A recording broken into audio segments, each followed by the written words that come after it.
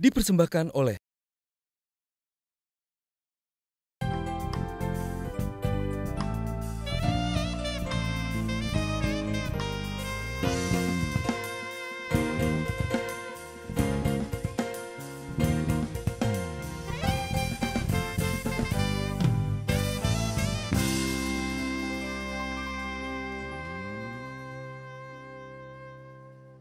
Apa kabar pemirsa? Jumpa kembali dengan saya Yofi Widianto dalam Indonesia untuk Indonesia Kaya. Kali ini saya kedatangan sahabat-sahabat saya yang sangat konsisten berjuang dalam seni-seni yang sangat menarik. Yaitu ada Tiarma Sirait dan juga Mas Angky Purbandono. Seperti apa kiprah mereka? Kita saksikan dulu tayangan berikut ini.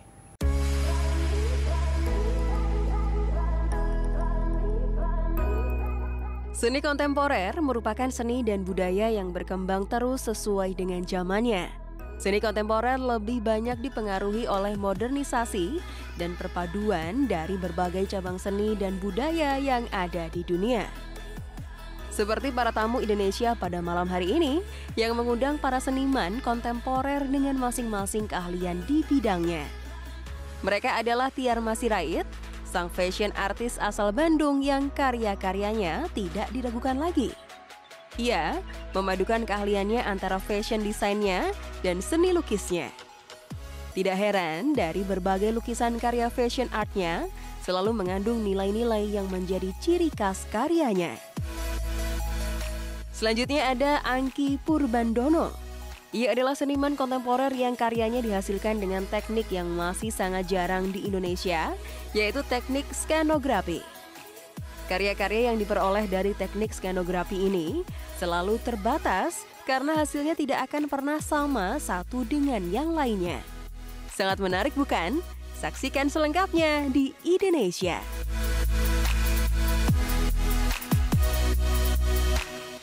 Pemirsa, Tiarma ini teman kecil saya, tepatnya teman istri saya sebenarnya. Saya tidak menyangka dia akhirnya karyanya sangat banyak dan saya melihat referensi yang luar biasa dan sangat membanggakan. Tapi apa sih kiprah dari Tiarma ini? Mungkin dari mana letaknya awalnya seni itu ada di Ama?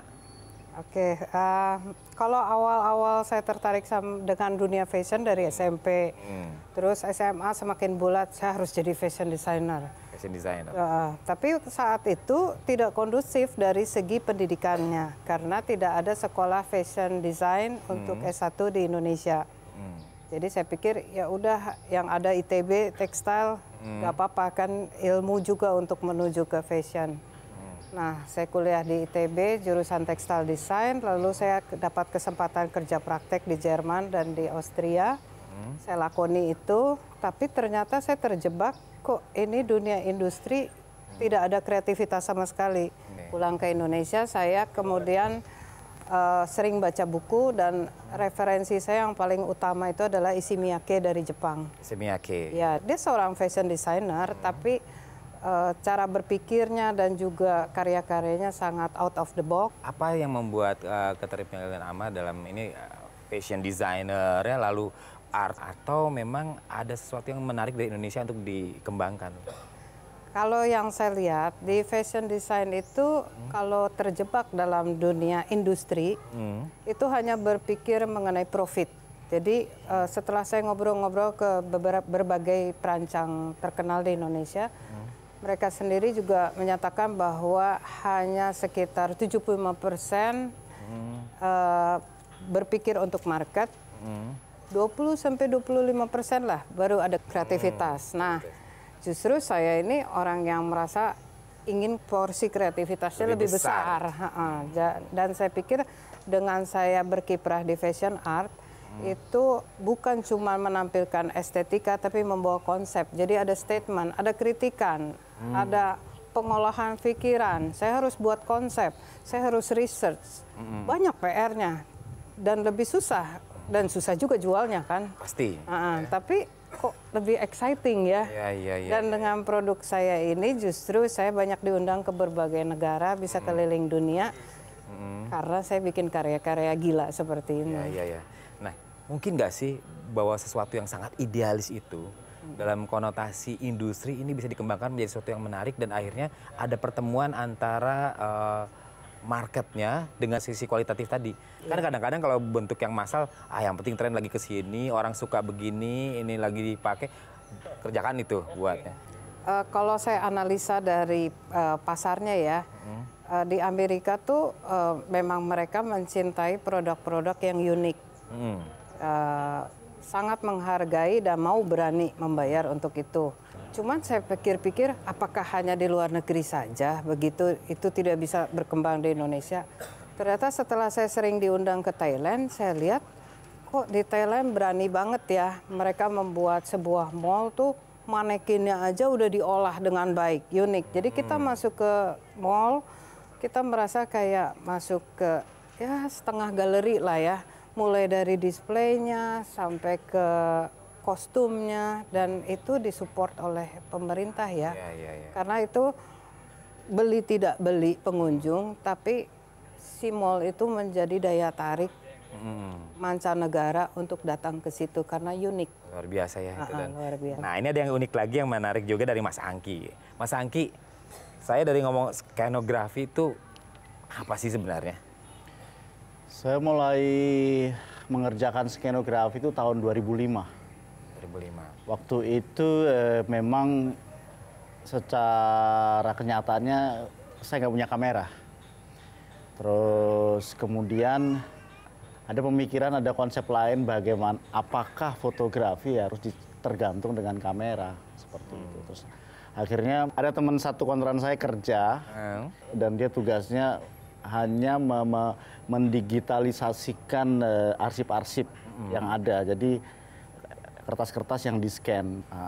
Saya pikir kertas itu juga benda 3 dimensi, tapi dia memang flat. Terus kemudian dari metode tersebut saya lihat, terus saya pinjam sebentar, terus saya ganti dengan dengan korek. Saya taruh di atas scan, terekamlah objek tersebut dengan jelas dan dengan detail. Itu sekalian juga menjawab bagaimana fotografi bisa menjadi peluang yang lain tanpa harus menggunakan kamera. Terutama secara konsep dan perhatiannya juga. Dan kebetulan pada saat saya menemukan metode tersebut, itu juga sejalan dengan bagaimana pada saat itu saya juga berusaha mencari perhatian di seni rupa, bahwa fotografi bisa masuk pada area seni rupa kontemporer. Ya, ketika pertama kali setelah membuat dengan korek api dan tadi ya medianya itu, apa sih yang di benaknya Mas Angki bahwa ini kembangannya akan kemana nih berikutnya? Sebetulnya istilah skenografi itu baru saja muncul 2-3 tahun yang lalu. Pada tahun 2005 saya tidak menemukan ini apa gitu loh. Apa ya, namanya ya paling enggak? Ya namanya apa ini? Ya jadi eksperimen meletakkan objek di atas mesin scan. Itu artinya skenografi. Wow, menarik sekali pemirsa. Kita akan bahas lagi hal ini. Jangan kemana-mana, di Indonesia, ide untuk Indonesia. Saya menganggap mesin scanner itu hanyalah alat sebetulnya, pengganti kamera. Dan saya juga ingin secara ilmiah juga membuktikan bahwa fotografi tidak hanya ketergantungan dengan kamera.